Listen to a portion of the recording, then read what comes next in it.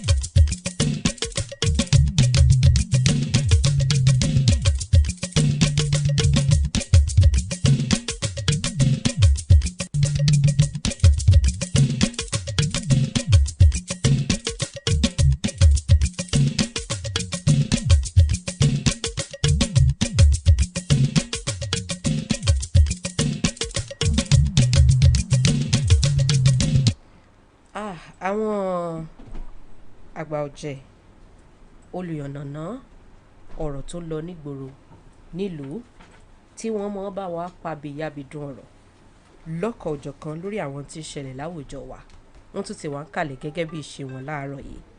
Ẹ jẹ́ kí n ti ọ̀dọ̀ comrade Fẹ́mi Babalọ́lá kó bá gbogbo ẹ̀. Mo kí gbogbo àwọn èèyàn láti ilẹ̀ Ìbàdàn dé òkè òkun àti gbogbo bí tí a ti ń gbọ́ ìkànnì yìí akójúmọ́ àdẹ̀kú pàdé ni comrade Fẹ́mi Babalọ́lá Ọbagun ní orúkọ mi.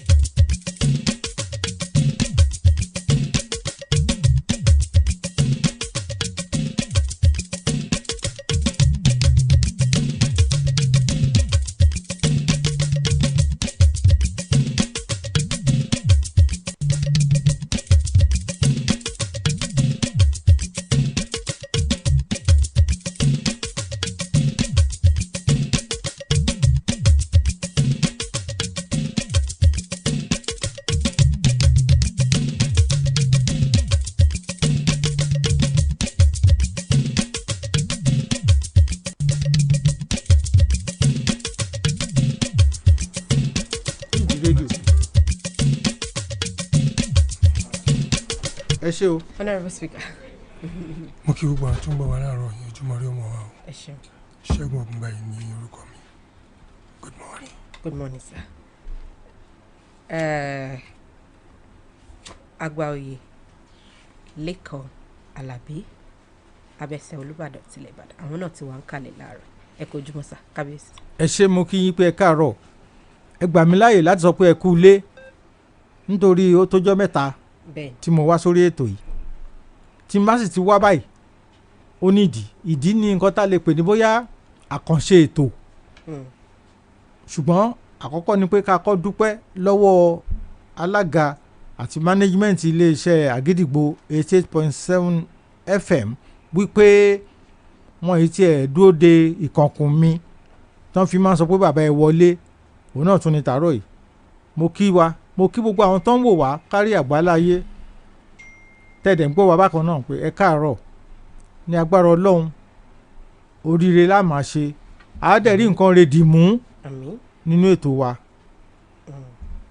ẹ ṣeun ibi tí a kọ́kọ́ lọ láàárọ̀ yìí ọ̀rọ̀ tó ní ṣe pẹ̀lú ti Nasir El-Rufai àti àwọn tí àjọ EFCC tí wọ́n bá fà ní àná ní pápákọ̀ ọkọ̀ òfurufú èyí tí ó ṣokùnfà ìgbéra nílé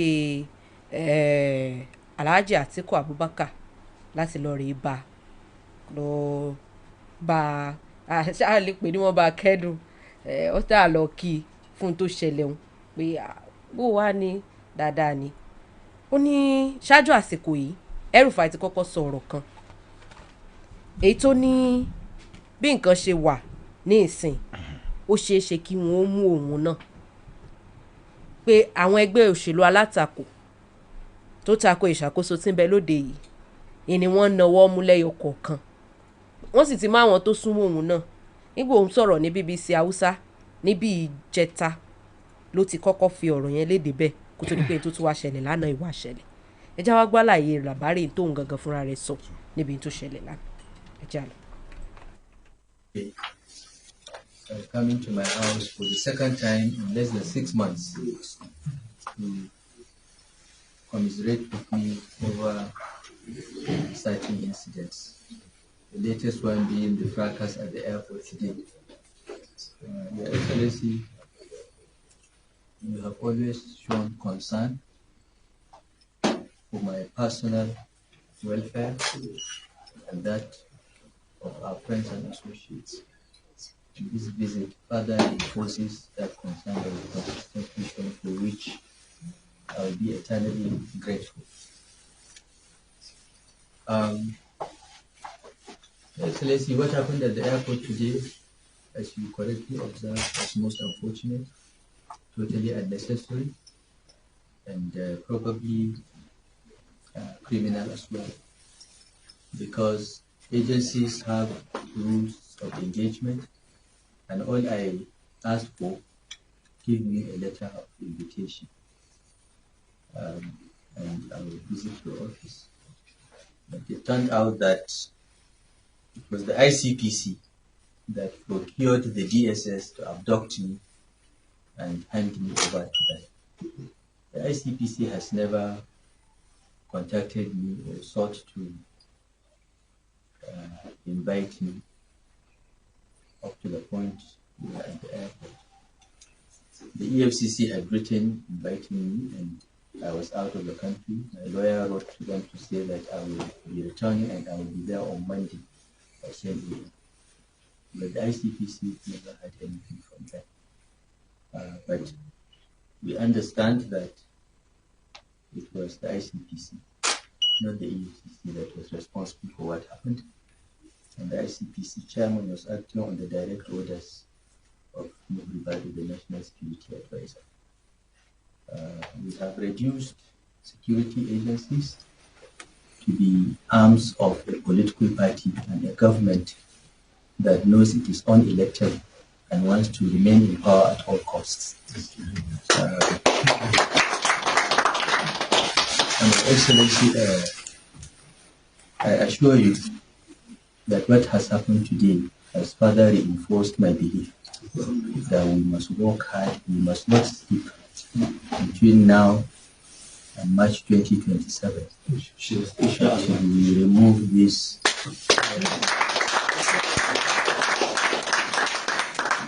Democrats only in name. The mouth Democrat. Yes. Regionalism is looming seriously, effectively.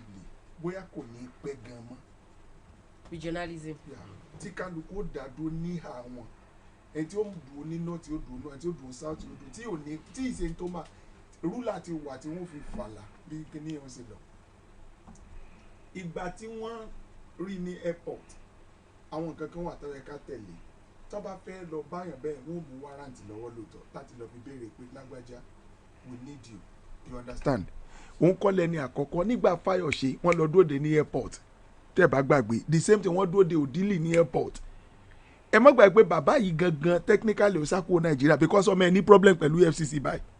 Ṣé ẹ rántí pé wọ́n ń wá owó kan tí wọ́n ní wọn ò pọ́n jí bọ̀ wọ́n bá Kaduna State gbé pamọ́ wọ́n ń wá lórí yẹn bó ṣe yọ bọ́rọ́ tó kúrò Nàìjíríà kò sẹ́ni tó mọ̀ ṣùgbọ́n ìtọ́fẹ́ kan mọ̀ ń bí ni pé ibi téèyàn wù kó sá lọ wọ́n ń mọ́nítọ̀ èèyàn àwọn tí ó mọ́nítọ̀ èèyàn so bó ṣe ń bọ̀ wọ́n mọ̀ pé ó ń bọ̀ wọ́n dẹ̀ lọ bá láòótọ́ ó béèrè pé wárántì dà wọ́n dẹ̀ ní kò sí lọ́wọ́ wọn bákan but by Monday ó lò máa yọjú sí wọn now kí ló tí wọ́n ṣe máa wá mi káàkiri nígbà tí ń lẹ́bọ̀ owó kankan lẹ́rù so torí pé wọ́n ti ṣe findings about him wọ́n dẹ̀ ti mọ̀ pé àwọn owó kan wà tó bọ́ sí lọ́wọ́ àwọn ìwà kan wù tó wù nígbà tó wà ní gọ́ọ̀mẹ̀ntì ìyẹn náà fẹ́ béèrè ìyẹn ò ní ìdíkàṣẹ́ jà sí gbogbo àwọn tán wá dúró lánàá àwọn sákòbá tán dúró tì lánàá tán bootlickers tán dúró tì lánàá tán fẹ́ kan mú kí ni tí wọ́n ń bẹ̀ so wọ́n fẹ́ shield the corruption ní Nàìjíríà torí pé gọ́ọ̀mẹ̀ntì yìí dojú kọ corruption inú ń bí wọn especially from the north ẹ mọ́ wàá gbàgbé pé ara tó fa formation àwọn tán lọ sí African Democratic Congress lélẹ̀ ADC tẹ bá kéèsì wọn tẹ bá kà ní lẹ́tà A to Z di wọn ọ̀tá àjọba tó wà ń bẹ lọ́wọ́ báyìí ìní gbogbo wọn jẹ́ nobody is fighting them anybody lè decide nǹkan tó bá fẹ́ ṣe ṣùgbọ́n tán bá bẹ́ bọ lẹ́rù yín ṣe pé the same thing ni Malami ń sọ tó nítorí pé òun wà ní ADC ó nítorí ẹ̀ ni wọ́n ṣe victimize sọ jí owó sọ bá Nàìjíríà kówó pamọ́. These are questions that are very very germane and pertinent. táwa ń béèrè nìyẹn pé ok kí ni pé ẹ dojú sọ ẹgbẹ́ òṣèlú alátakò nǹkan tó ń sọ ṣé ẹjọ́ wà lẹ́tẹ̀ tíjọba ń bá yín fà lọ́wọ́ àbíjọba ò bá yín fẹjọ́ kan lọ́wọ́. That is it kó tó di pé lọ ni wàhálà yẹn ti wà lẹ́tẹ̀lẹ̀ you understand and nearly all okay permit me to say kí ló tí mo máa wá owó lọ́wọ́ Peter Obi pé bóyá ó jí owó tàbí nǹkan kan why ṣùgbọ́n Malami jalè òun ni àmọ́ bóyá ó lè wọ́n ní Malami jalè àmọ́ bóyá òun náà bóyá ó jalè you understand ṣùgbọ́n wọ́n ní tó bá yọjú sọ́fíìsì ní sìn wọ́n ṣàlàyé fún ọkùnrin tó wá láti Kogi State òun pàṣẹ pa àti mọ̀pólè lò wọ́n padà ti mọ̀pólè wọ́n ti sọ tiẹ̀ former governor Kogi State nígbà tí wọ́n kọ́kọ́ ṣe tó no wọ́n ti gá wọn kankan no wọ́n ti ní mi pé wọ́n níbi tán bá dé lónìí ó ti ń jẹ̀bi lọ́wọ́lọ́wọ́ báyìí. ìyẹn tí ẹ̀yin ò tí lè sọ pé jẹ̀bi. no èmi kọ́ EFCC ni wọ́n ti gẹ́ wọ́n làwọn get records àwọn owó tó san sí school wọ́n ti kò rálàyé yẹn ṣe dì sìn pé owó tó lọ san sí school kò rálàyé yẹn ṣe so irú eléyìí náà kó fara rẹ̀ sílẹ̀ by Monday kan rí bọ́n tí mo rí ni pé gbogbo wọn kan ó sọ̀rọ̀ kan sí ọ̀rọ̀ yẹn dẹ̀ bí mi nú by 2027 I will remove him or something remove who to your tent to Israel. ọ̀rọ̀ sunukun ojú sunukun la fi wò ó ẹranko kan wà tán pé lọ́gà aṣọ aláṣọ ní fi bora àwọ̀ aláwọ̀ ní gbé wọ̀ ẹ̀tàn ní fi gbélé ayé àbòsí ní fi hùwà bó bá dúró tẹ́ wò ó àpèjúwe rẹ̀ ọ̀tọ̀ọ̀tọ̀ ni bọ́mọdé bá wọṣọ dúdú dúdú lọmọdé ò rí lára rẹ̀ o bá gbà wọ pupa pupa múlẹ̀ ẹ̀ rí lára rẹ̀ àwa máa dé àríyànjiyàn lẹ̀ dúdú láwọ̀ rẹ̀ pupa ní í ṣe nítorí pé ìwà oníwà ni mọ́ hù òní wọ́n pè lọ́gà ọ̀pọ̀lọpọ̀ olóṣèlú ìwà wọn burú jọ̀gà lọ nítorí pé ìwà oníwà àwọ̀ aláwọ̀ ìṣe oníṣe ó ní wọ́n fi hùwà ọ̀pọ̀lọpọ̀ wọn sì rèé nǹkan tí òyìnbó pè ní deception olópọ̀ ọ̀nà ayé wọn tó pé wọn ṣe gbàgbọ́ wọn ṣe júwe tààrà ọ̀pọ̀lọpọ̀ a máa wò wípé bí báyìí ni ká ti pè wọ́n ni àbí báyìí ni ká pè wọ́n ìdí nìyẹn tí mo fi ṣe é pè lórúkọ kan orúkọ kórúkọ ni wọ́n jẹ́ orúkọ ẹlòmíì sì ni wọ́n gbé wọ̀ àwọ̀káwọ̀ ni wọ́n gbé ṣaṣọbora ìdí nìyí tá a fi ń pè wọ́n lọ́gàá ayé ṣẹ́rí ọ̀pọ̀lọpọ̀ àwọn olóṣèlú yìí they will never say the truth wọn à ní sóòótọ́ ọ̀rọ̀ láyé wọn sì ní lọ tààrà níbi tó bá ń lọ àwáwí àti àlọ́mọ́ àti àwọn nǹkan tí ò jọra wọn ni wọ́n máa fi jọra wọn lóòótọ́ on the 5 ní FCC ti kọ lẹ́tà sí tó fi kó country pé kó wá yọjú sáwọn Monday náà ni wá yọjú ó sì dé very good that he came but bó tilẹ̀ airport ICPC náà wọn náà ọ̀gán ó dẹ̀ bèrè warrant that's still in order but the point I'm arguing ni pé ìgbà tó ń bá sọ̀rọ̀ ní ìsìn ó ní unelected government ó ní government tó wà ń báyìí ó tún wá sọ pé we'll get them out in 2027 how can you call a government unelected government for public to hear from you government tí wọ́n gangan support fúnra rẹ̀ torí pé ó jẹ́ minister tó dogun torí pé ọ̀nà náà lọ tó dogun ọ̀pọ̀lọpọ̀ tí ọ̀rọ̀ náà lọ lónìí ní north tàbí tí wọ́n disenfranchise tàbí tí wọ́n gbàgbára lọ́wọ́ wọn ó ní wọ́n da digun lùjọba adigun lùjọba ni wọ́n pè wọ́n because they come together to form a kind of coalition to reach a government that tínú bí wọ́n sí tínú wọn ò dùn sí are you getting what I'm saying torí pé tínú wọn ò bá dùn sí ó ní gbogbo wọn fi péjọ pé there is nothing in coming together àwọn APC náà come together ni but when disgruntled elements àwọn tí wọ́n ní nǹkan kan tí wọ́n máa láti truncate ìjọba láti dàlú ìrú tó bá di pé wọ́n forí korí we need to be very careful tó bá lè ti ń bọ́ sí ọ̀rọ̀ ethnic diversity ọ̀rọ̀ ẹ̀yà ó ti bọ́ sí. now I look at that picture. tí mo fẹ́ sọ náà nìyẹn pé kí wá ló wá fa à ń lọ kí ni. a máa gbọ́ I look at that picture àwọn bá kẹ́dùn ni I look at that picture mo wo bí inú ti ń bí Àtìkù tó ń wò you see we call something verbal and non-verbal communication tó ń bí tó ń wò ẹ ti rí i pé these people are now coming together okay before now ẹrùfà níjẹta ló sọ pé ó possible kan arrest you now ẹlẹ́ṣẹ̀ kò ní sá nígbà tí a kò lé gbogbo wọn ti mú àwọn Malami tí wọ́n mú tó bá justify rẹ̀ wọ́n fi sílẹ̀ when the government is facing graft ẹ mọ̀ mọ̀ lọ mọ́ṣẹ́lú mọ́ ẹ mọ̀ mọ̀ ní òṣèlú náà ń ṣe somebody will fight graft one day bí ẹlòmíì ìdéjọba ó náà fight graft it can be selective it can be anything ṣó o jalè tó tọ́ ṣó o mọ̀wó ṣó o bà nǹkan jẹ́ go and clear yourself the issue of everything is political ayé kí ló fi léṣù jáde níjọba ọ̀run political ni náà èmi ò gbé ìjọba mi ga ju ti ọ̀gá ògo lọ wọ́n dẹ̀ lé bọ́ọ̀lẹ̀ ní ayé ìjọba ọ̀run political olóléṣù bọ́ọ̀lẹ̀ so everything about life is political because interest ọmọ matter jù so it depends on what you have in mind tí bá ní mo fẹ́ fọ̀lù mọ́ ṣé ẹ̀ ń gbọ́ tí mo sọ kò síbẹ̀ tí fẹ́ fọ̀lù mọ́ tẹ̀ ní rogun o and then ẹ fẹ́ fọlé ga ẹ wá wọlé ga lọ tẹ bá jáde lè ga pẹ̀lú taniya pẹ̀lú gbogbo tẹ mú òórùn lè ga àwọn kò gbọ́ lára yín in the process of láti mọ fọlé ga ilé ga ti kó bá yín are you get what I'm saying ìwọ tó fẹ́ fọlé ga ó wọ kíní bí àwọn COVID-19 yẹn tó wọ gbogbo ẹ̀ tẹ́gbọ̀n gbà fọ̀ tán ó wà bọ́ọ̀lẹ̀ òórùn rẹ̀ ò ní sí lára rẹ̀ ó ní using absolute power within the confine of the law you can lo gbogbo agbára lábẹ́ òfin ṣùgbọ́n support the use of absolute power when it goes against the rule of law but àwọn ètí wọ́n sọ yìí ṣe ń gbọ́ whether they like it or not wọ́n lẹ́bọ̀ lẹ́rù ní ẹjọ́ Monday látò mọ̀ bóyá is clear or not torí ECC wọ́n ti invite ó dẹ̀ ló wọn lọ́jọ́ Monday ẹ̀rọ àdúró èrò tí ó tẹ̀lé Nàìjíríà láti mọ́ lùlù tẹ̀ lọ́daràn. èrò tó tẹ̀lé lọ. ààrẹ ni tí wọ́n rán lọ tẹ́lifà Ọbásanjọ́ rán lẹ́wọ̀n ní Èkó mẹ́ẹ̀ẹ́ tó jáde tán tó pé lùlù náà lọ fi pàdé ẹ̀pẹ̀ lásán. àrí tí òdì lítòdé láti àbíkí lórúkọ ìtàn tìmọ̀lé London yẹn tẹ́tìmọ̀lé London tó obi òdìlì kọ o. kí ni orúkọ ẹ̀ náà. ìborí tó dé tó pé aṣọ náà fi pàdé ẹ̀tàn tó tì wọ́n tìyàwó ìmọ̀lé London aṣọ ni wọ́n mú aṣọ òde aṣọ gbogbo ẹ̀ náà mú.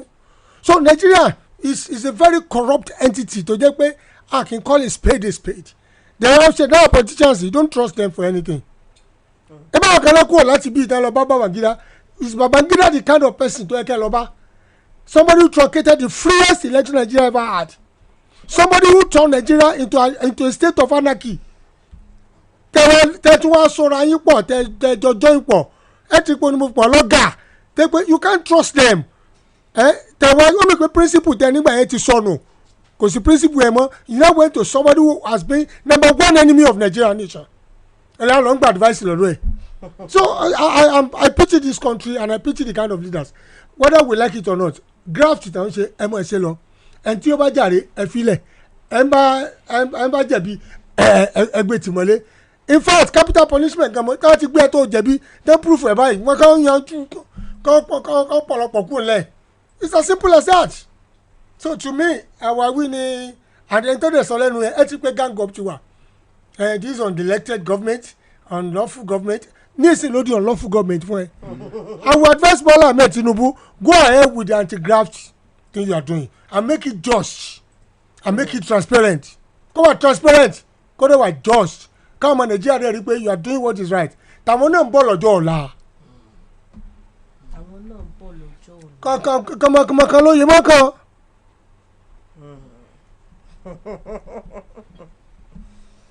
Kábíyèsí àìbá adásí ti bẹ̀lẹ̀. ẹ ṣeun pásítọ̀ nígbà tó ń sọ̀rọ̀ ń sìn wọ́n lo ọ̀rọ̀ kan wọ́n ní ọ̀gá wọ́n wá ti ń rò nígbà tó ti sọ ọ̀gá yẹn mo fẹ́ rántí pé ó ní orúkọ kan léèbó chameleon yóò dá fún yín ẹ ṣe bàbá ò bá gùn tán bá sọ fún yàn pé you are a chameleon ara àwọn èébú búnú èébú tó lágbára pé èèyàn ò ṣe gbẹ́kẹ̀lé a lè sọ bóyá dúdú funfun pupa ni ọ́ inconsistent ó wà nínú ìṣe ẹ. ọ̀gá ìmọ̀ yí àwọ̀ padà ni so ìgbà tó ti kọ́kọ́ pe ọ̀gá yẹn ó wá jẹ́ kí n rántí rẹ́kọ́ọ̀dù tí ìkan lára àwọn gbajúmọ̀ sákàrà tó ń ṣe ní 1952 orúkọ sákàrà yẹn jẹ́ Sanusi Aka tí gbogbo èèyàn mọ̀ sí S Aka kí wàá ló kọ owó olówó lẹ́gùngùn náà o aṣọ aláṣọ lọ́gà ń gbà bòrà àmujùnú nọmúgì eléra gbogbo àgbààgbà gbogbo wọn wà lẹ́yìn mi o ìta máa yọnu orin yẹn náà ni pé owó olówó léegun ná aṣọ aláṣọ lọ̀gá ń gbà bora pásítọ̀ ló mú ọ̀gá jáde nínú ètò yìí tó o bá kúkú máa jẹ́ ọ̀ṣákálá jẹ́ ká mọ̀ pé ọ̀ṣákálá ni ẹ́ ọ̀ṣákálá ọ̀ṣákóló dáa náà fi máa sọ pé don't be caught between a train and a lorry torí orí ọ̀nà bí tí rélùwé ń gbà náà ń pè ní bí tí train ń gbà àwọn ò tiẹ̀ tètè mọ̀ pé àṣé train náà ń pè kíní yẹn rélùwé la máa ń pè bí tí train ń gbà náà ń pè ní rélùwé lọ́rì onígbà ojú pópó téèyàn bá sọdá ibi tí rélùwé àti kíní kan ti cross yẹn tètè kúrò lórí ọ̀dà àbí lórí irin o so that you won't be caught between a train and a lorry nípasẹ̀ ọ̀rọ̀ El-Rufai ó tún wáá fa pẹ̀rẹ̀ kan lọ wípé káwọn èèyàn kan jọ nítorí Ọlọ́run tí wọ́n bá ti yàn wọ́n sípò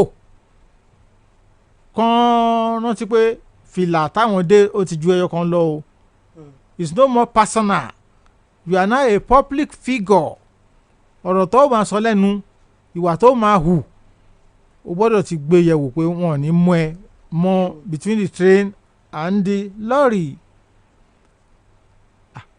every sentence ní adjective tí wọ́n ní ọkùnrin yẹn lò yẹn mo mìíràn gbọ́ lórí kínní unelected níbo ṣáàdìbò ní 2023 ni ṣáwọn tó conduct ìbò yẹn were they declared illegal were the results voided no this is a legal government elected government so àmọ̀ràn tiwa sáwọn tán bá wá sóṣèlú ni pé kán jọ wọ́n ti yàtọ̀ sígbà tán wà ní private individual tó rò pé ẹgbọ́n náà You can just say anything.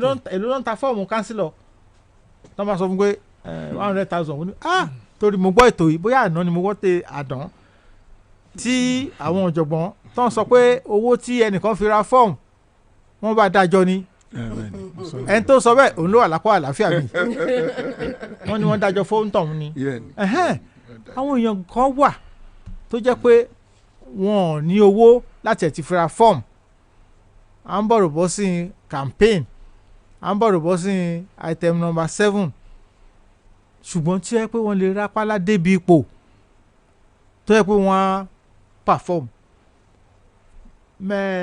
Decades ago I wrote an article mo wá compare Ambassador Yemi Farounbi ọ̀gá tiwa ní tẹlifíṣọ̀n ní Agodi ìgbà yẹn mo compare wọn àti Chief Ọbáfẹ́mi Awólọ́wọ̀ pọ̀. ẹjẹ àgbọ̀ntà gbọ́dọ̀. gẹ́rẹ́gẹ́ láago 10 àárọ̀ lù láti iléeṣẹ́ rédíò àgídìgbò 88.7 FM Ìbàdàn lọ gba káàdì ìdìbò rẹ. ẹ ṣeun mo wá compare àwọn pọ̀ wípé lójú tèmi ni o my opinion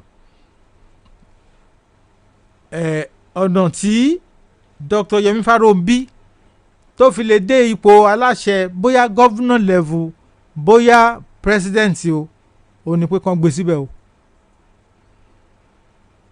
kì í díẹ̀ ìṣe àti mo ṣe mọ̀ wọn ò ní owó tí wọ́n fi lè bá àwọn tó ń lówó du ipò political o and then ọ̀rọ̀ wọn àti ṣe wọ́n máa ń rántí gbogbo ìgbà pé you are a public figure there's a difference between a private individual and public office. Awólọ́wọ̀ náà sọ yẹn pé don't indulge in public office what you cannot maintain outside of it. ọmọ ẹ̀yìn ẹ̀ tó di òpó yẹn mú dání àwọn náà jẹ́ wọ́n ti kú sí ọ̀run rere wọn ọ̀gá wa níbi iṣẹ́ ìròyìn Dr. Lateef Káyọ̀dé Jákàndé òun ló mú wọn tán fi jẹ́ pé mọ́ private car tó tàkàrà wọn náà ni wọ́n máa ń gùn despite pé official car wà nílẹ̀ wọ́n dẹ̀ ń gbélé wọn lọ sí government house lẹ́kọ̀ọ́ so àwa aráàlú ọwọ́ wa ló kù sí láti rí i pé àwọn tán bá ń gbé pósítà jáde campaign jáde àwa ni ká fojú inú wò pé tí ọwọ́ lágbájá ìbá tẹ̀kù dà tán ṣé yóò sì máa ṣe báyìí ṣá.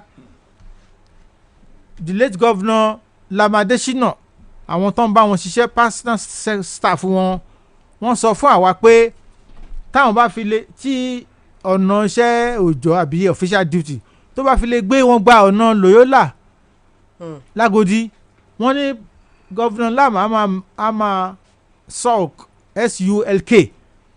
nínú mọ́tò pé ẹ̀ sì ní jẹ́ àdóràkà nísìn torí wọ́n ní favourite kéńgbé wọ́n ló wà lọ́nà bẹ́ẹ̀ ara nǹkan tí ọ́fíìsì tó máa ń gbà lọ́wọ́ èèyàn nìyẹn once tó bá ti torí bọ̀ tó ò ní lè ṣe mọ́ mo gbọ́ lórí ètò náà lánàá tí wọ́n ní ọba kábíyèsí kan wọ́n láìka àgbàdo so àwa tá a fẹ́ dìbò yan àwọn aṣojú olórí ni ká ronú jinlẹ̀ pé tẹ́lẹ̀ bá débẹ̀ tán báwo ni ó ti máa ṣe.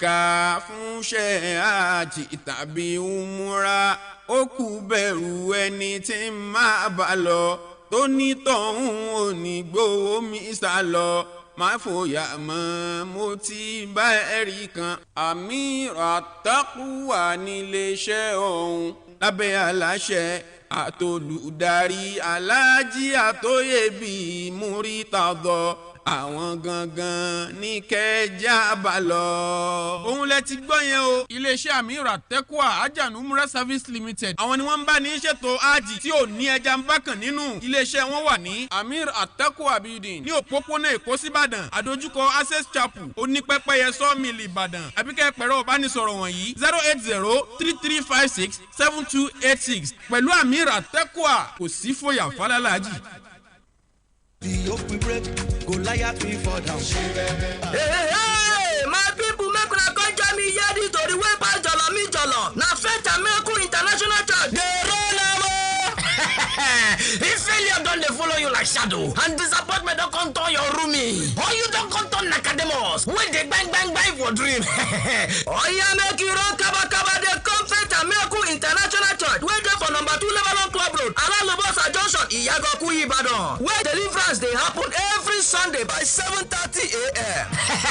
He never finish for there. Just one touch from our talking do father, senior prophet GF David. When they carry no as a day to bury before, your problem go resign from that year office. Oh yeah, make you hear the sweetest part. From 1st of February, free Boku rice go there for first 1,000 people. For inquiry, 0916 0000146. Jesus, never free. Go carry their body. Every day, the Nigerian police force, they work hard to protect we life and property, but to get true safety, we must collaborate. When we talk, we fit act fast. E good make we join hands together, report kurukere movements, share useful information, dey on alert, and make we no fear at all. Together, we fit stop crime and make our communities safe. The Inspector General of Police, Kayode Egbetoku, he don dey call for we people to join hands with the Nigerian police force to take fight criminalities. Crime dey grow where people no dey gree talk. Make we no keep quiet again o. My name na CSP Benjamin Mbengue, First Public Relations Officer. Together, we go secure Nigeria. If you see something, talk am. Agidigbo 88.7 FM.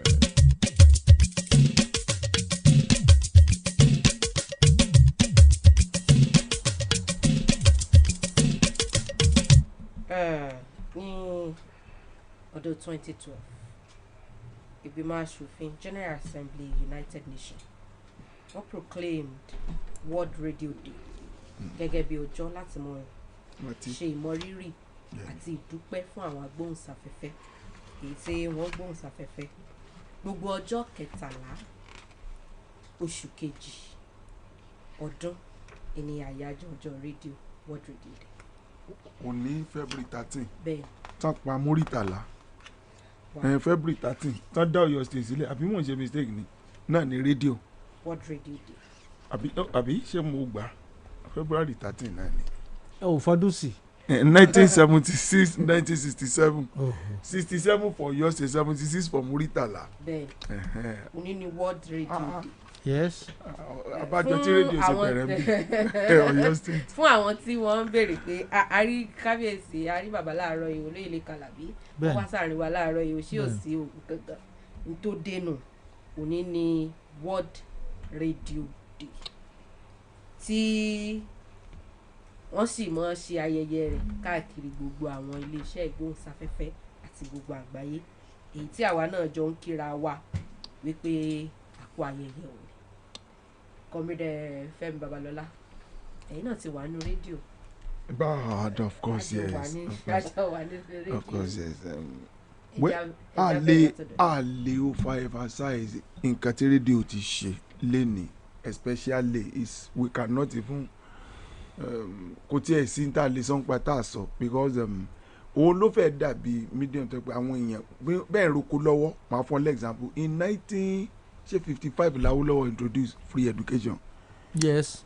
There was a man in my town mo sì mọ rántí níjọ́ tó ń sọ̀tàn wọ́n láwọn ń kọ́bí lọ́wọ́ wọ́n wá gbé wọ́n ṣe ń kọ́bí síwájú wọ́n gbé rédíò síwájú wọ́n tún kọ́bí wọ́n gbé rédíò síwájú wọ́n ní làwọn gbọ́ pé ẹ̀kọ́ ti dọ̀fẹ́ wọ́n ní BOP the last day táwọn kan náà làwọn ti gbé rédíò àwọn dẹ̀ lọ bá bàbá wọn ìfẹ́ dárúkọ wọn láwọn dẹ̀ lọ bá bàbá wọn pé lẹ́nìí o ìroko mọ́ ẹ̀kọ́ ti dọ̀fẹ́ wọ́n dẹ̀ padà sílé you understand ẹni tí mò ń sọ in 1980 283 thereabout sketch ó gbé story wọn that person is from my town so iṣẹ́ tí àwọn tá kọ́kọ́ kàwé lọ́dọ̀ nígbà yẹn. irọ́ wọn tó létí o wọ́n tó 55 àti tó láwọn tó tún ti kàwé ṣùgbọ́n nígbà tẹ́kọ̀ọ́ dọ̀fẹ́ ni wọ́n sọ pé bọ́ nǹkan kan ṣẹlẹ̀ tí sketch fi gbé story wọn 1982 something happened ní Ìbàdàn wọ́n wá síbi nǹkan kan wá ṣẹlẹ̀ wọ́n wá gbé story yẹn tó wá link wọn mọ́ ọ̀rọ̀ education yẹn you understand so iṣẹ́ tí rédíò ń ṣe ó pọ̀ gan lẹ́nìí gan ni làwọn lè máa ru tẹlifíṣàn káàkiri you understand bẹ́ẹ̀ bá dénú ọjà sìn wọ́n ti sóòsè débi pé màmá yẹn wo scarf méjì báyìí wọ́n gbé kínní yẹn báyìí wọ́n tún gbọ́ ọ lọ so fi hàn pé and me say I lè communicate aráàlú àmì grassroot mi sọ àwọn ilé ìbò grassroot gangan rédíò ni. wọ́n ní February 3 ní Ọ̀yọ́ state. February 3rd lọ́yọ́ state February 3rd but February náà ni gbogbo kínní yẹn ṣẹlẹ̀ múrí 13 oṣù tí ó pé oṣù yẹn ò pé náà ni Ọ̀yọ́ state ò pé Ọ̀yọ́ state náà ò pé ó pé báwo ló ṣe pé February 28 ní February gbọ́dọ̀ ti pé. sórí àwọn statement Fẹ́mi tó bá ti kún studio kéèyàn dẹ́ tì mọ́lẹ̀ ni. mo dẹ́rù fẹ́ nu. Now let me come this way. ẹ dákun ẹ má ti tẹ̀síwájú ẹ jọ nítorí ìwé tán fi mú mi ní the first culture ambassador of the National Museum and Monument ó ní pé ń mọ gbèjà àṣà àti ṣe Yorùbá so February yẹn kò sí nínú ọdún Yorùbá bẹ́ẹ̀ni Chinese wọ́n ní New Year bẹ́ẹ̀ni Yorùbá náà a ní tiwa tí ó máa ń bẹ̀rẹ̀ ní ọlọ́jọ́ tí Ọọ̀ni bá ti lọ gbé ààrẹ Odùduwà tó fi máa wà ní ìpamọ́ fún àwọn bí ọ̀sẹ̀ mẹ́ta kan tó jáde ìjọ yẹn ọdún tuntun Yorùbá bẹ̀rẹ̀ so táwa fẹ́ máa ṣe àríyànjiyàn lórí ó pé kò pé tẹ́ ẹ̀ ń lo February Gregorian year nìyẹn àwa Yorùbá ò kà kún torí a ní ìṣẹ̀ṣe tiwa. ẹ ṣé o. Thank you sir. ẹ ṣé. Radio has become a very powerful tool ó ti di irinṣẹ́ tó lágbára gan tá a lè fi pa tá a lè fi jí tá a lè fi dàrú tá a sì lè fi tò. I don't want to go into history but we'll lost in history. Thank you. But today let's look at the influence of radio. Àwọn iṣẹ́ tí rédíò ń ṣe àtàwọn tó ń ṣiṣẹ́ ń bẹ̀ àti irú ìwà tí rédíò tó ń propagate àti irú ìṣe tó mú jáde. Ṣé rédíò mọ́ dàlú o? Rédíò ló dá wà lẹ́nu irú ọ̀dà o. Tútì àti Útì. Rédíò náà ti sọ̀sọ́kùsọ̀ o. Tá pé wọ́n ní cockroaches tá bẹ̀rẹ̀ sí pa cockroaches. Ọdẹ dàlú ìlú dẹ̀ di rádaràda. Rédíò àmọ́ tòló náà fi ń inform ìlú. Wọ́n láwọn yẹn fi wá educated. Onílù sì fi ń tò. Ẹ mọ̀ gbọ́ mi. So radio has become a powerful tool. Tó yẹ pé if you use it well, you get good successes and results. But if you use it the other way around, it could become an instrument of death. Because what àwọn ọmọ kéékèèké àti àwọn ìyá yẹn ẹ máa ń believe ni wípé níta bá ti gbọ́ lórí rédíò final ni òótọ́ wọn gbọ́. Are you getting it? Yeah. And that is why we have taken it as very important. Àkókò tá a wà yìí in those days mélòó ló bẹ lọ́yọ̀ state na. Now we have over 70-something radio stations. Proliferation. Kí wọ́n ní iṣẹ́ rédíò ọ̀pọ̀lọpọ̀ àwọn tó ń ṣiṣẹ́ rédíò ọ̀pọ̀lọpọ̀ àwọn tí wọ́n kọ́ tí wọ́n lẹ́kọ̀ọ́ ló pọ̀ ní rédíò lónìí tó yẹ pé instead kan máa disseminate information gidi wrong information and disseminate instead kan sọ̀rọ̀ gidi ọ̀rọ̀ àlàáfíà ọ̀rọ̀ ẹ̀gàn ọ̀rọ̀ àtàlù jáde instead kan sọ̀rọ̀ ọgbọ́n ọ̀rọ̀ òmùgọ̀ ló jáde. So in radio today what do we do? There should be a legislation from the NBC and those regulators to ensure pé radio perform its functions to point pa àwọn tó ń ṣiṣẹ́ bẹ́ẹ̀ they are legitimate they are qualified they are not just baboons tán kò kó wá from anywhere tán lè sọ̀sọ̀kúsọ lórí àtẹ́gùn they are not just somebody who is not learned who cannot be you can vouch for them. So radio today as useful as it is has already been bastardized. Listen to some stations you wá wò pé ṣé lè lẹ́kọ̀ọ́ nǹkan tó sọ èso lẹ́kọ̀ọ́ ọmọ tí ń sọ̀rọ̀ èso lẹ́kọ̀ọ́ The use of language is absurd. The communication method is so wobble and so annoying. And then the information being disseminated is distorted. And this is what happens because of the proliferation of radio stations that is not controlled, not properly regulated. You cannot be a doctor without having a license to perform surgery or whatever. I can't be a surgeon. You can't be a teacher now, a recognized teacher, without passing through getting this natural certificate or teacher certificate. Other professions you cannot job, but radio is somewhere you work. Bí iṣẹ́ ìrẹsẹ̀ ni Ọlọ́run pè mí gbọ́ Ọlọ́run pè tọ́lọ́ bá pè nígbà tọ́lọ́run pè Sọ́ọ̀lù ó lọ sí Saudi Arabia ni Sọ́ọ̀lù tó di Pọ́ọ̀lù nígbà Jésù gan yọjú sí fúnra ẹ̀ ó lọ Saudi Arabia lọ́dọ̀ ní Amos àbí lórúkọ ẹ̀ tó yẹ pé the greatest teacher of that time ló ti lọ kẹ́kọ̀ọ́ kó tó padà wá Jerusalem. Ọlọ́run pè ẹ́ o dẹ̀ bẹ̀rẹ̀ sí bọ́ọ̀rì púpìtì o dẹ̀ sọ̀sọ̀kúsọ ọ náà ni àwọn wá àṣírà dáadáa tó yẹ pé ó ń destroy yàn àwọn wàásù ráúnráún tó yẹ pé ó ń balù jẹ́. And the same thing is happening in radio now. You just come if you have talent, if you are not talent, you go and learn, you go and study, you pass through the rudiments of understanding the basics of what to say and what not to say, how to say it, how not to say it, and about me. So today, I think we need a reformation. That's where I'm going. So that our society will become what it is.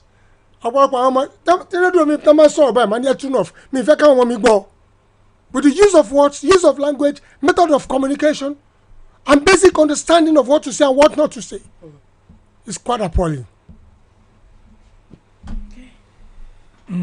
Ẹ ṣeun. A kú àjọ̀dún ọdún World Radio Day. Iléeṣẹ́ Àgídìgbo 88.7 FM. Iléeṣẹ́ ìgan ni èmi ò bá sọ pé ó ń ṣe aṣáájú àjọ̀dún yìí. Kí nìdí ẹ̀? Ó ní wípé aláṣẹ iléeṣẹ́ yìí adúpẹ́ lọ́wọ́ Ọlọ́run olóòtú ètò tí mo máa ń ṣe pẹ̀lú iléeṣẹ́ ní ọjọ́ Monday aago 7:30 alẹ́ sí aago 8 alẹ́ Mondays wọ́n ń pètò yẹn ní ìwé ìrántí tá a ṣe kọjá ní Monday tó lọ yìí a fi sọrí rédíò ọjọ́ ìrántí rédíò. Nígbà tí mo dẹ́yìn láàárọ̀ yìí mo bẹ̀ àwọn olùkù mi tí mo ní pé mo mà fẹ́ dákọ ẹni tó dá rédíò lẹ̀ kan bá ń wá wọ́n sì wá mi inú mi dùn àti gbogbo àwọn tó ń ṣe àtàwọn tàjọ ń sọ̀rọ̀ gbogbo wa lájọ wá orúkọ yẹn jáde wọ́n ní Mr. Guglielmo Marconi òun ló dá rédíò ló invent the inventor in 1896 torí a gbọ́dọ̀ máa ṣèrántí àwọn èèyàn gidi gẹ́gẹ́ bí àpèjúwe another inventor ó kàn bọ́ sí mi lẹ́nu ní o kẹ́ ẹ̀yin tẹ́ ń gbọ́ wa tẹ́ ń wò wá ẹ má sọ pé ó ṣe wá jẹ́ àpèjúwe kejì ni bàbá yìí wá dárúkọ lágbájá but because he was an inventor and since that is sọ pé ẹni tó dá rédíò lẹ̀ lágbàáyé onúnjẹ́ Marconi 1896 yẹn a gbọ́dọ̀ gbàgbé ẹ tó dá etí ogun yẹn ń pè ní bàbá dúdú náà lẹ́ o 1756 Guinness ló máa ń pè bẹ́ẹ̀ kó má dàbà ń polówó ọjà torí àwọn kan lọ́lọ́run máa fi iṣẹ́ yẹn rán lọ bújẹ́ kìíní kó wúlò fáráyé mò ń sọ̀rọ̀ nípa Sir Arthur Guinness. So arántí Guglielmo Marconi Italian ni tó dá rédíò tá yẹ sílẹ̀ ní tá dálẹ̀ tó invent ẹ̀.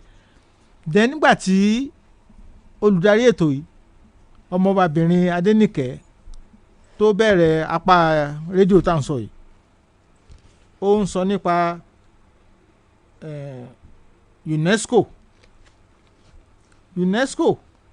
tó ń jẹ́ United Nations Educational, Scientific and Cultural Organization is part of the United Nations.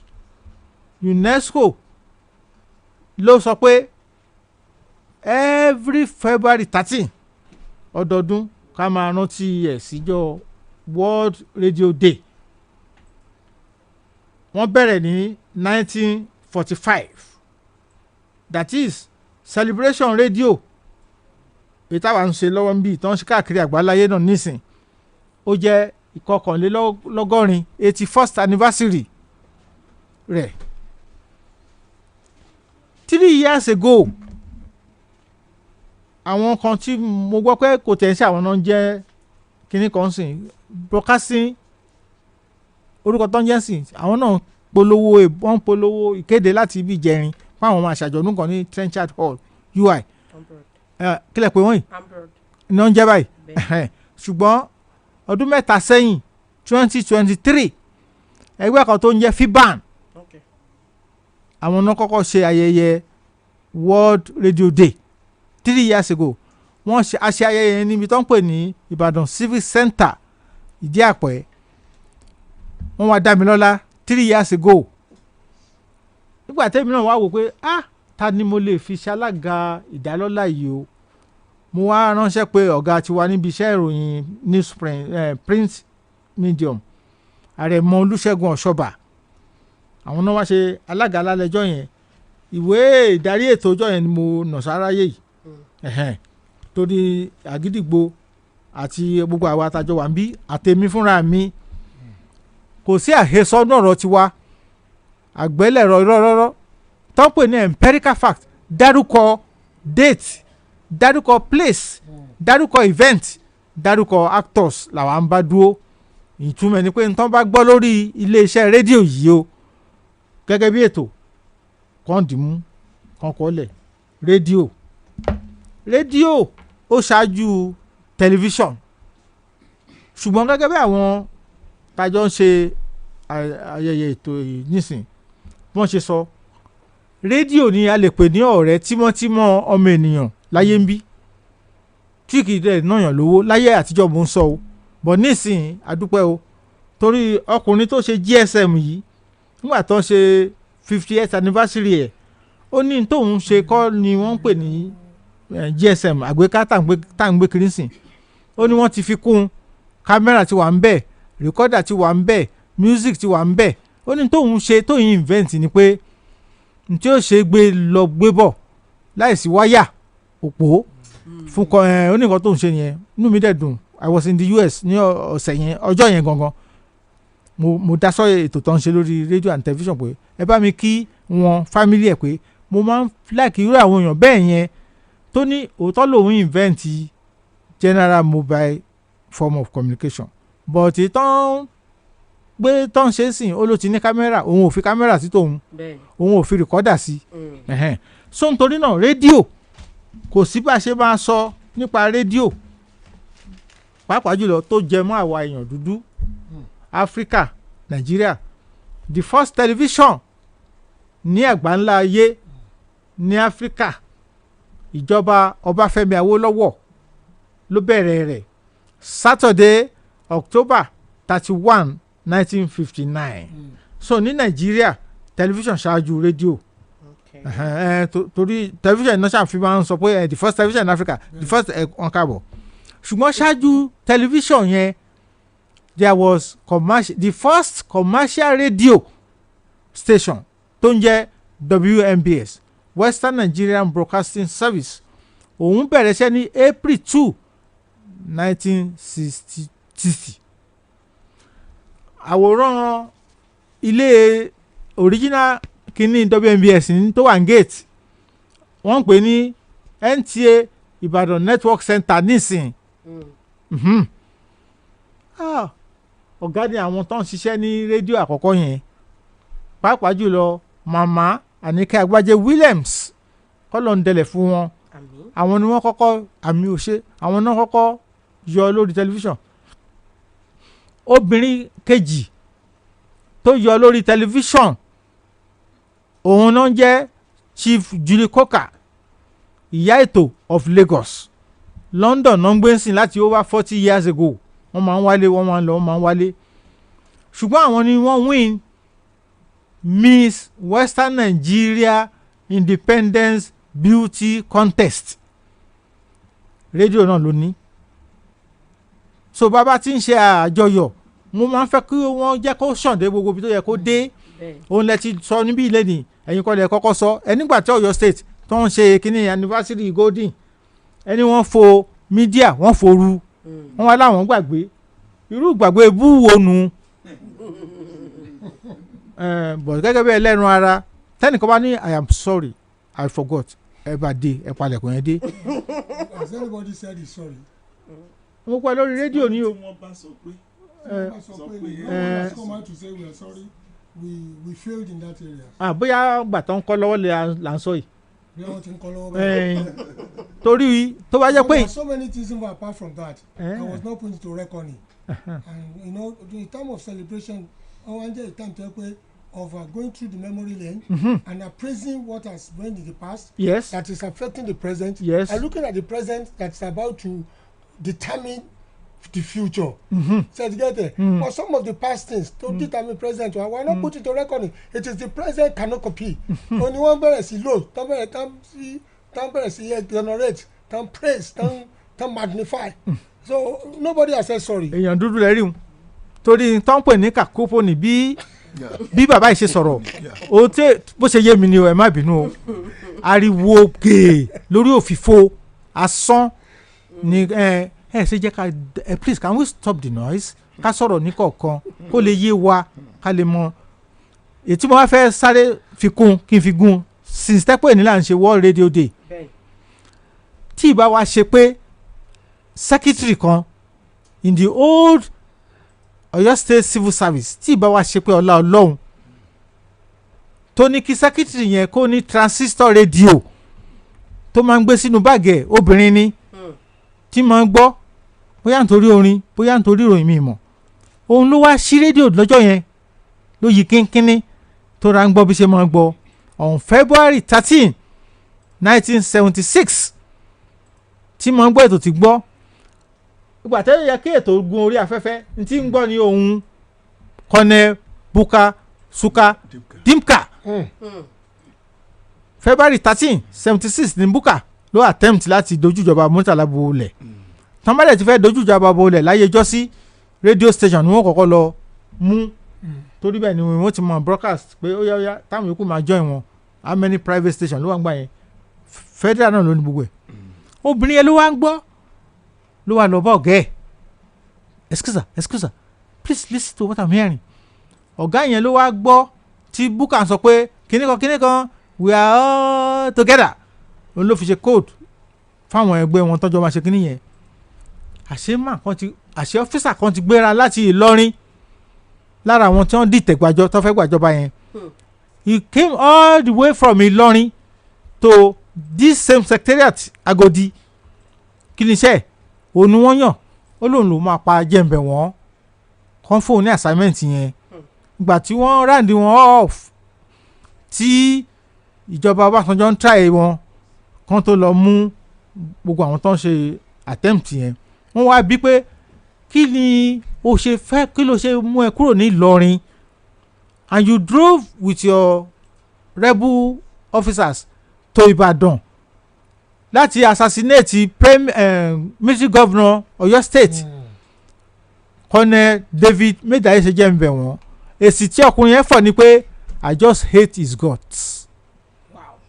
So ọ̀gá yẹn ló lọ sọ fún head of service ló lọ sọ fún jẹ́ǹbẹ̀ wọn ó ní jẹ́ǹbẹ̀ wọn fi escape kúrò ní secretariat Agodi this same secretariat àwọn tó láwọn ṣe anniversary ká ní wọ́n tọ́ àwọn àgbààgbà lọ tó mọ̀ pa ìtàn ni ó yẹ kó sọ ilé ìjọ tán láwọn ṣe anniversary so that gẹ́lẹ́ tí head of service lọ sọ fún jẹ́ǹbẹ̀ wọ́n láti wá aṣọ civilian kan fún kó wọ̀ jáde ṣe pé kakí ni wọ́n wọ̀n láyé tí òun ló fi escape kò tí ì jáde 5 minutes kúrò ní Agodi complex yẹn táwọn rebels yẹn dé tí o bá aṣọ pọ̀lọpọ̀ rédíò. Beautiful. ọ̀pọ̀lọpọ̀ ẹni mo fẹ́ bẹ̀rẹ̀ kankan radio vision kan how did he come in and then honourable speaker and then ẹni tó lóun hate God àwọn tó fẹ́ ṣe kú because 10:30 because they hated the gods of somebody àwọn kan wọ́n torí pé wọ́n hate gods àwọn míì náà ṣé kú tara wọn náà ni they just say the god of you wọ́n lè ní mi ò tẹ̀ like god ti ṣe gbogbo báyìí mi ò tẹ̀ like god ti fẹ́ mi adé kú plotters ọ̀hún. ṣẹ́ẹ̀rì yẹn wọ́n ṣe kú plotter ṣẹ́ẹ̀rì yẹn ó máa yàyàn lẹ́nu láìṣẹ̀ láìrò láìta láìṣe kíní kan kí lẹ̀ ń bínú lágbájá fún àyànmọ́ kálukú ló bá wá sáyé ṣùgbọ́n ọ̀pọ̀lọpọ̀ ń bẹ àwọn tó wá burú jù àwọn tí wọ́n rẹ́ni sí yàn tí wàá rò pé ojú bójú ṣe rí nínú ṣe rí radio vision tẹ béèrè. àkókò ti lọ àbí. àkókò ti lọ. 10:29. ẹ jẹ́ sáré dáhùn àwọn náà béèrè radio vision radio vision ló bí WNTV. When we were under the colonialist tá a ti gbòmìnira àwọn náà control radio so wọ́n wá lọ parọ́ mọ́ leader of government business western region Chief Ọbáfẹ́mi Awólọ́wọ̀ ṣe mọ̀ pé lọ́ọ̀yà ni wọ́n bàbá òde ní gbọ̀wàkúgbà wọ́n wá lọ bá wọn ní radio vision pé irọ́ lẹ pamọ́ mi o ẹ jọ̀ọ́ mo fẹ́ fèsì gọ́ọ̀mẹ̀ntì wa dá wọn lóhùn colonial government pé sorry you don't have a right of reply láti lè ní right of reply Awólọ́wọ̀ ṣe lọ wò pé kò mà sígbà tá à ní dátí wálẹ̀. Okay, thank you Kọ́mífẹ́ Babalọ́lá ló kọ yín. olóko rẹ̀ ó bá dákọ̀ ni bàbá ń dákọ̀ mi o bàbá ń dákọ̀ mi jẹ́ ń dákọ̀ mi fúnra mi o Ṣẹ́gun ògbà yìí ni mò ń jẹ́ o. agbáyé Lẹ́kàn Àlàbí lájọ wà lórí ètò lónìí Adéníkẹ́ Ọwọ́bíyẹdó Ṣọlá ló kọ bí a kó àyájọ́ ọjọ́ rédíò lágbàáyé àkèwà. Agidigbo 88.7 FM.